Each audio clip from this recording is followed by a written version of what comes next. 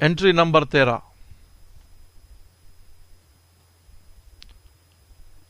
ملک کی تقسیم 1947 کے بعد ہندوستان اور پاکستان کے درمیان سیاسی جھگڑا ختم ہو جانا چاہیے تھا،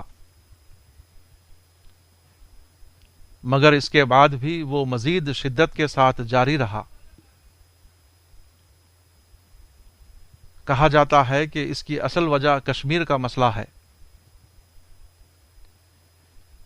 یہاں سوال یہ ہے کہ خود کشمیر کا مسئلہ کس نے پیدا کیا؟ تاریخی ریکارڈ بتاتا ہے کہ اس مسئلے کو پیدا کرنے کی سب سے بڑی ذمہ داری پاکستان کے غیر دانشمند لیڈروں پر ہے۔ اس معاملے کا غیر جانبدارانہ جائزہ جس نتیجے تک پہنچاتا ہے وہ یہی ہے۔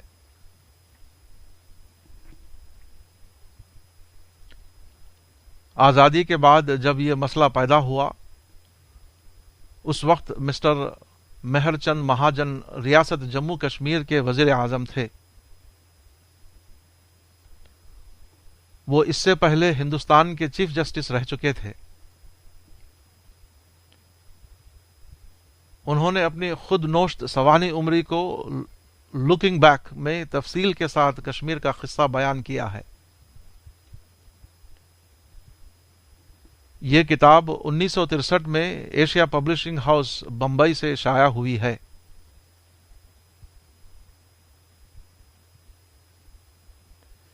مسٹر مہر چند مہاجن لکھتے ہیں کہ 15 اگست 1947 کو مہاراجا کشمیر نے انہیں ریاست کا وزیر اعظم مقرر کیا۔ کشمیر کے لیے روانگی سے پہلے وہ نئی دہلی میں مرکزی حکومت کے ذمہ داروں سے ملے۔ وہ لکھتے ہیں کہ اس وقت ہندوستانی حکمراں ہندوستان سے کشمیر کے الحاق کے بارے میں زیادہ سنجیدہ نہیں تھے۔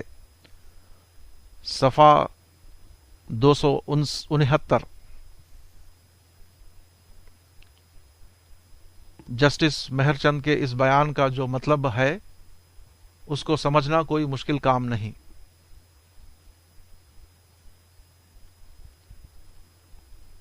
اس سلسلے میں دوسری شہادت جو پیش کرنا چاہتا ہوں وہ پاکستان کے سابق وزیر اعظم چودھری محمد علی کی ہے۔ ان کی ایک کتاب ہے جس کا نام ہے ظہور پاکستان، ایمرجنس آف پاکستان۔ اس کتاب میں انہوں نے کشمیر کے مسئلے پر تفصیل کے ساتھ بحث کی ہے۔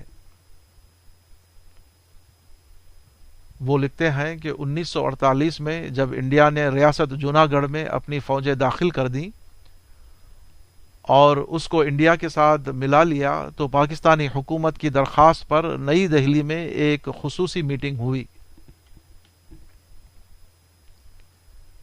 اس میں ہندوستان کی طرف سے پنڈت جواہر لال نہرو اور سردار پٹیل شریک تھے۔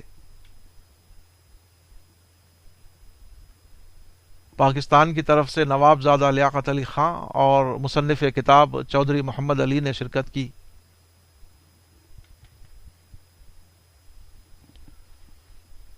چودھری محمد علی بتاتے ہیں کہ میٹنگ شروع ہوئی تو لیاقت علی خان وزیر اعظم پاکستان نے اس پر تقریر شروع کی کہ انڈیا نے ریاست جوناگڑھ میں اپنی فوجیں کیوں داخل کیں جبکہ اس نے پاکستان سے الحاق کر لیا تھا۔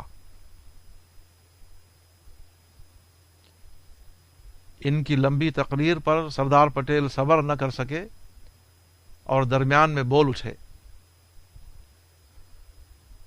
چودھری محمد علی کے بیان کے مطابق سردار پٹیل اگرچہ متعصب تھے مگر وہ حقیقت پسند ریئلسٹک تھے۔ چنانچہ اس موقع پر انہوں نے کہا کہ جوناگڑھ کی بات چھوڑو، کشمیر اور حیدرآباد کی بات کرو اور ہم بآسانی دونوں کے بارے میں ایک اگریمنٹ پر پہنچ سکتے ہیں۔ Why do you compare Junagadh with Kashmir? Talk of Hyderabad and Kashmir and we could reach an agreement. Page 300۔ مگر چودھری محمد علی کے بیان کے مطابق وزیر اعظم پاکستان نے سردار پٹیل کی اس پیشکش پر کوئی دھیان نہیں دیا اور گفتگو بے نتیجہ طور پر ختم ہو گئی۔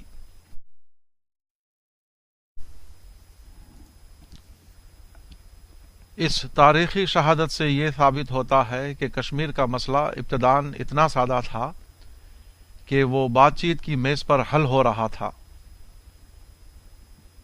اس کے باوجود پاکستانی لیڈر کیوں اس کو حل کرنے میں ناکام رہے؟